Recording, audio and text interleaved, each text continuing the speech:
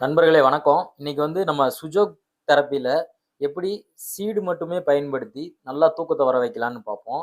அதாவது எப்படின்னா, நம்ம சுஜோக் முறைப்படி பார்த்தீங்கன்னா, இந்த கட்டவிரல் தலையா செயல்படும். அப்பன்னா நம்ம கையில இதான் கட்டவிரலு. இந்த இடத்துல நமக்கு ஃபுல்லா தலையா செயல்படும். அப்ப இந்த ஏரியா தான் நம்ம பிரெயினுக்கான லொகேஷன். இந்த ஏரியா நம்ம பிரெயின் லொகேஷனா வரும். இந்த இடத்துல மெதுவா அழுத்தம் குடுத்து பாருங்க.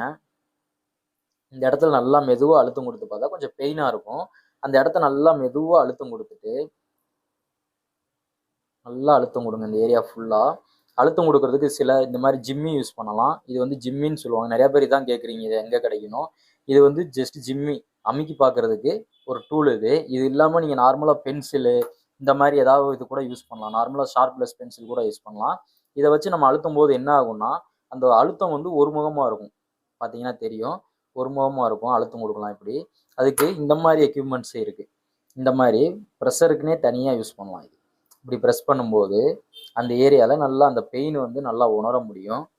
அதுக்காண்டி யூஸ் பண்ணக்கூடியது இது. இந்த இடத்த நல்லா அப்படி மசாஜ் பண்ணிக்கோங்க. ஃபுல்லாக மசாஜ் பண்ணிவிட்டு, இது லெஃப்ட் ஹேண்டில் பண்ணுங்கள். நல்லா மசாஜ் பண்ணிவிட்டு, ஒரு டேப் இந்த மாதிரி டேப்பு கிடைக்கும் நார்மலாக மெடிக்கல் ஷாப்லேயே கிடைக்கும். இந்த டேப்பை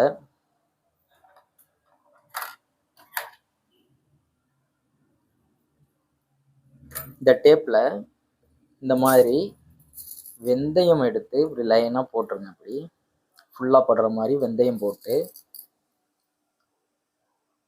ஃபுல்லாக படுற மாதிரி பண்ணிவிட்டு, நம்ம எந்த ஏரியாவில் மசாஜ் இப்போ பண்ணோமோ இந்த ஏரியாவில் மசாஜ் பண்ணோம் இல்லைங்களா? இது பிரெயினுக்கான பாயிண்ட்டு. இந்த பிரெயின் பாயிண்ட்டை சுற்றி நம்ம ஒட்டலாம்.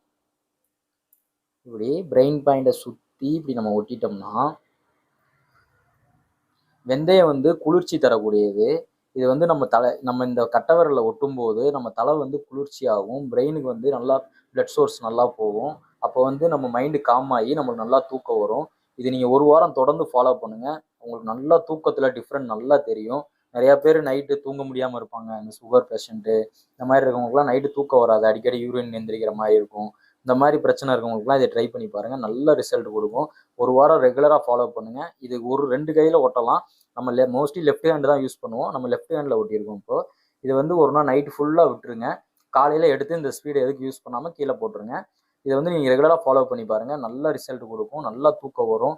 நீங்கள் ஒரு சிலருக்கு ஒட்டி மறுநாளே நல்லா தூங்குனவங்க இருக்காங்க. ஒரு சிலருக்கு 1 வாரம் 2 வாரம் ரெகுலராக ட்ரை பண்ணுற மாதிரி வரும். ட்ரை பண்ணி பார்த்துட்டு கமெண்டில் சொல்லுங்கள். நன்றி.